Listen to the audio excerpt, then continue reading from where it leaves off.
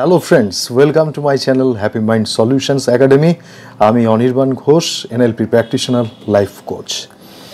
আজকে খুব ইম্পর্ট্যান্ট একটা টপিক নিয়ে কথা বলবো, যেটা বেসিক্যালি বাবা মাদের জন্য। কেননা রিসেন্টলি আমার একজন দর্শক আমাকে একটা মেসেজ পাঠিয়েছিলেন। তো আমার মনে হলো উনি যে সমস্যার কথাটা বলেছেন, এই সমস্যাটা শুধু ওনার একার নয়, এরকম সমস্যা অনেকেরই হয়তো হতে পারে, অনেকেরই বাড়িতে হয়তো হচ্ছে। কারণ আমার কাছে আরও কিছু খবর আসে, ইনফরমেশন আসে আমার ক্লায়েন্টদের কাছ থেকে। তো এটা একটা কমন একটা প্রবলেম, যে প্রবলেমটা অনেকেই ফেস করছেন। তো উনি লেখার পর আমার মনে হলো যে এটা নিয়ে একটুখানি আলোচনা করাটা দরকার, যাতে অ্যাটলিস্ট একটা অ্যাওয়ারনেস ক্রিয়েট করা যায় যে এই ধরনের সমস্যা যদি হয় বাচ্চাদের সঙ্গে, তাহলে আপনারা কিভাবে সেটাকে ট্যাকেল করবেন সেটা একটু জেনে নেওয়া দরকার। তার আগে জেনে নিই যে উনি আমাকে কি লিখেছিলেন, সেটা আমি একটুখানি আলোচনা করব। উনি যেটা লিখেছিলেন, ওনার বাচ্চার সম্বন্ধে বলেছেন, ওনার বাচ্চার 7 বছর বয়স, জাস্ট ক্লাস 1-এ উঠেছে আপার কেজি থেকে। এবং ক্লাস 1-এ ওঠার পরে যখন কোশ্চেন পেপার দেওয়া হচ্ছে ওকে পরীক্ষার সময়, সেই কোশ্চেন পেপার ও ফলো করতে পারছে না, মানে খাতায় কিছু লিখতে পারছে না, বা অনেক সময় কি করছে, কোশ্চেনটাকেই খাতাতে লিখে দিয়ে চলে আসছে। তো ক্লাস 1 পর্যন্ত উনি যেটা লিখেছেন, ক্লাস 1 পর্যন্ত নাকি ওনার ছেলে খুব ভালো রেজাল্ট করতো, ফার্স্ট সেকেন্ড হতো। কিন্তু তারপর থেকে, মানে এখন ক্লাস 1-এ ওঠার পর থেকে, এই কারণে, এই যে কোশ্চেন পেপার পাওয়ার পরে যে অ্যাকাস্টামড নয় ব্যাপারটাতে, ঠিকমতো পরীক্ষাটা দিতে পারছে না, তার জন্য নম্বর অনেক কমে গেছে। এবং এর ফলে ওনাদের স্কুল থেকেও ওনার দিদিমণিও ন্যাচারালি বাবাকে মাকে ডেকে বলেছেন এই কথাগুলো। এবং তার সঙ্গে যেটা অ্যাডিশন করেছেন যে ও নাকি ক্লাসে বসে না, বসতে চায় না, দৌড়োদৌড়ি করে, ভীষণ দুরন্ত, এক জায়গাতে বসতে চায় না। এমনকি পরীক্ষার সময়তেও ও বসে না, পরীক্ষার সময় হাতে কোশ্চেন পেয়ে এদিক ওদিক দৌড়োদৌড়ি শুরু করে দেয়। তো এটাও একটা সমস্যার কথা ক্লাস টিচার ওর বাবা মাকে জানিয়েছেন। তো এইটার জন্য যেটা উনি লিখেছেন, যে উনি এবং ওনার হাজব্যান্ড ভীষণভাবে ডিপ্রেশনে চলে এসছেন, যে কি করবেন এটা নিয়ে ঠিক বুঝতে পারছেন না, বুঝে উঠতে পারছেন না। এবং এটাও লিখছেন যে এই বাচ্চাই ও যখন বাড়িতে পড়ে, বাড়িতে কিন্তু ও সমস্ত পড়াশোনা করে, সমস্ত কিছু মুখস্থ করতে পারে, খুব মন দিয়ে পড়াশোনা করে, লেখালেখিও খুব সুন্দর করতে পারে, যখন যেটা লিখতে বলা হয় সবই পারে। তো বাড়িতে এক ধরনের চরিত্র বাচ্চার, স্কুলে এক ধরনের চরিত্র। এবং এই সেম প্রবলেমের জন্য নাকি ওকে একটা স্কুলও চেঞ্জ করা হয়েছে এই বয়সের মধ্যেই, সেটা উনি আমাকে লিখে জানিয়েছেন।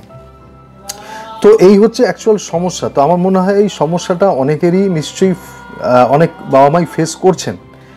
তো আমার এখানে কিছু বিশেষ, আমি আপনাদেরকে মানে এটা খুব প্রলং একটা ভিডিও করব না, কতগুলো টিপস খুব ছোট করে আমি আপনাদেরকে বলতে চাই। আমার মনে হয় এই টিপসগুলো যদি আপনারা একটু ফলো করেন, তাহলে এই ধরনের বাচ্চাদেরকে ট্যাকল করা বা আমাদের জন্য কোনো অসুবিধার ব্যাপার হবে না। কেননা এই বাচ্চাদের মধ্যে একটুখানি হাইপার অ্যাক্টিভিটি থাকে, একটু হাইপার অ্যাক্টিভিটি কিছু কিছু বাচ্চার মধ্যে থাকে, একটু দুরন্ত হয়। আমি তো শুনেছি, আমিও নাকি ছোটোবেলায় এত দুরন্ত ছিলাম। আমার মা ওয়ার্কিং লেডি ছিলেন, উনি সামলাতে পারতেন না। আমার জয়েন্ট ফ্যামিলি ছিল, কাকু কাকিমারা, ঠাকুমা, দাদু এরা সামলাতেন। এবং অর্ধেক দিন হাত পা কেটে যেত, মাথা ফেটে যেত, নানান রকম অঘটন বাড়িতে ঘটাতাম, এতটাই দুরন্ত ছিলাম। কিন্তু সেটা আস্তে আস্তে সময়ের সাথে সাথে, বয়সের সাথে সাথে জিনিসগুলো চলে যায়। সুতরাং আমি কয়েকটা কথা, টিপস যেগুলো আমি বলতে চাই, বেসিক্যালি এই পার্টিকুলার এই সমস্যাটা যেটা উনি বলেছেন তার এগেনস্টে, সেটা হচ্ছে যে প্রথমে একটা জিনিস মাথায় ঢুকিয়ে নিন। আপনার এই যে বাচ্চা ক্লাসে রেজাল্ট ভালো করতে পারছে না, পরীক্ষার খাতায় লিখতে পারছে না, বা কোশ্চেনগুলো লিখে দিয়ে চলে আসছে, এটা থেকে কিন্তু এটা প্রমাণ হয় না যে আপনার বাচ্চার মাথায় বুদ্ধি নেই বা ইন্টেলিজেন্ট নয়। কেননা এই বাচ্চাই আপনার বাড়িতে সমস্ত কিছু পড়াশোনা মন দিয়ে করছে, লেখালেখি করছে, মুখস্থ সব কিছু বলছে। ইট মিনস দ্যাট আপনার বাচ্চা কিন্তু ইন্টেলিজেন্ট। প্রথমেই এটা আপনাকে মাথায় ঢোকাতে হবে। আমি এই কথাটা এই কারণে বলছি যে আপনারা যে লিখেছেন না, আপনি এবং আপনার হাজব্যান্ড দুজনে খুব ডিপ্রেশনে চলে গেছেন, এই কথাটা আমার খুব খারাপ লাগলো। খারাপ কেন লাগলো? কেননা ডিপ্রেশনে যাওয়ার মতো কোনো ঘটনা এটা নয়।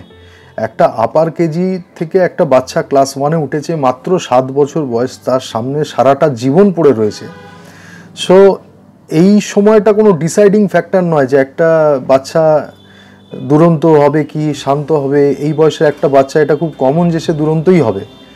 সে শান্ত হলে, এখন আপনি বলছেন ঠিকই, কিন্তু সে শান্ত হলে আপনার খুব একটা ভালো লাগবে না। মানে যেখানে আপনি বসিয়ে রেখেছেন সে এক জায়গাতেই বসে রয়েছে, তাহলে দেখতেন আপনি সেই ডাক্তারের কাছে দৌড়েছেন যে ও না নড়াচড়া করে না, ওঠে না, যেখানে বসিয়ে রাখি চুপচাপ বসে থাকে, কোনো অ্যাক্টিভিটিস নেই, আমার মনে হচ্ছে কেমন যেন একটা প্রবলেম, আপনিই ডাক্তারের কাছে যেতেন। সুতরাং ও যেটা করছে দ্যাট ইজ ভেরি কমন।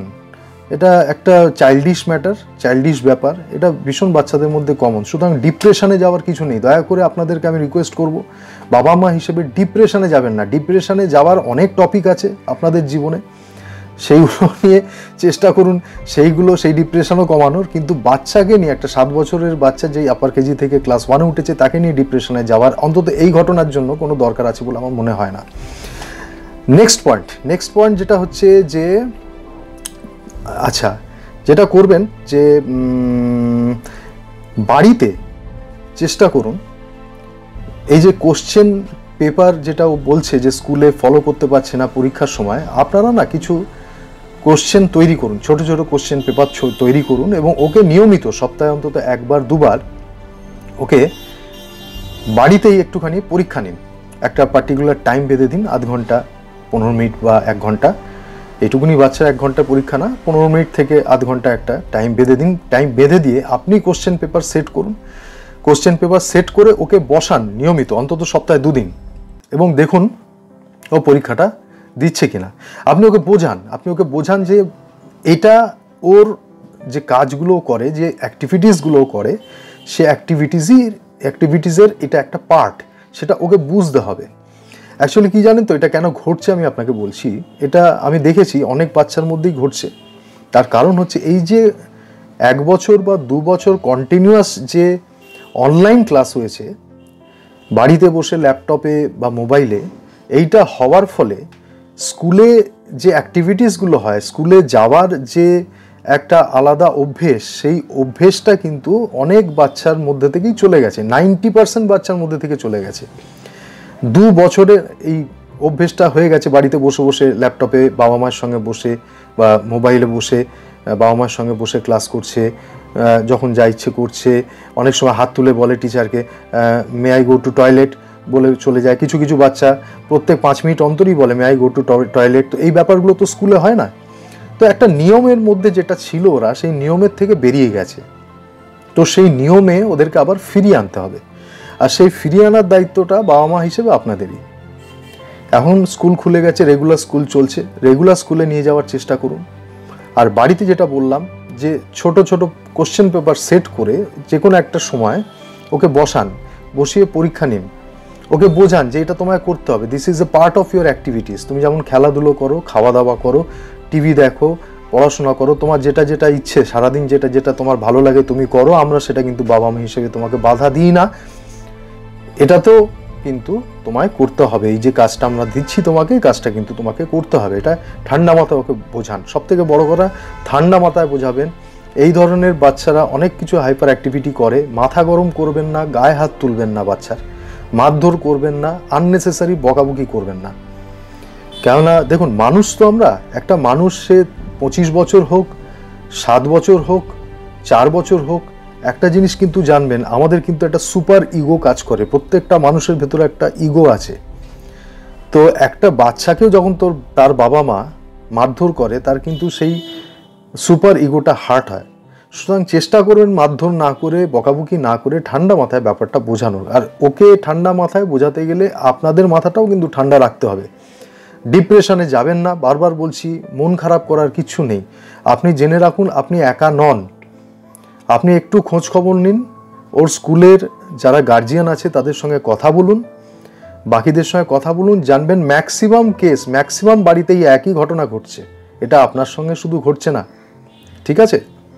আর আরেকটা যেটা করবেন সেটা হচ্ছে যে ওকে একটুখানি পারলে একটুখানি বিকেলবেলা হোক বা যেই সময়টা সময় পাবেন আপনারা, ছুটির দিনকে হোক, একটু মাঠে খেলতে নিয়ে যান। কোথাও বেড়াতে নিয়ে যাওয়ার কথা বলছিলাম, এমন একটা জায়গাতে নিয়ে যান যেখানে একটু অ্যাক্টিভিটিস করতে পারবে, দৌড়োদৌড়ি করতে পারবে, বল নিয়ে ছুটোছুটি করতে পারবে, লাফালাফি করতে পারবে, ঘেমে চান করে যাবে একদম লাফালাফি করে। তো এরকম একটু মাঠঘাটে নিয়ে যান, যেখানে গিয়ে ওর যা মনের যা ইচ্ছে, দৌড়োদৌড়ি করা, দুরন্তপনা করা, যা যা ইচ্ছে যেন পুরোটা ফুলফিল করতে পারে ওখানে, এবং পুরোটা ফুলফিল করে যেন ক্লান্ত হয়ে সন্ধ্যেবেলা বাড়ি ফেরে, সেই ব্যবস্থাটা করুন। কেননা এটা খুব দরকার। ওর ফিজিক্যাল অ্যাক্টিভিটিস এখন বাচ্চাদের ভীষণ কমে গেছে। আমরা আমাদের ছোটোবেলায় যেভাবে মাঠে ঘাটে দৌড়েছি, খেলাধুলো করেছি, এখন কোনো বাচ্চাই, আমার বাড়িতেও আমার দুটো বাচ্চা আছে, আমি দেখেছি মাঠঘাট এমনি কমে গেছে। চারিদিকে যেখানেই মাঠ সেখানেই প্রমোটিং হয়ে যাচ্ছে, ফ্ল্যাট উঠে যাচ্ছে। সুতরাং মাঠঘাট আজকালকার দিনে নেই। তাও চেষ্টা করুন কোথাও খুঁজে নেওয়ার, কোনো ছোটোখাটো পার্ক, এখন অনেক পাড়াতে অনেক জায়গাতে অনেক পার্ক হয়েছে, সুন্দর সুন্দর পার্ক হচ্ছে, সেই পার্কে চেষ্টা করুন নিয়ে যাওয়ার, ওকে খেলাধুলো করতে দিন, দৌড়োদৌড়ি করতে দিন, এইগুলো করান।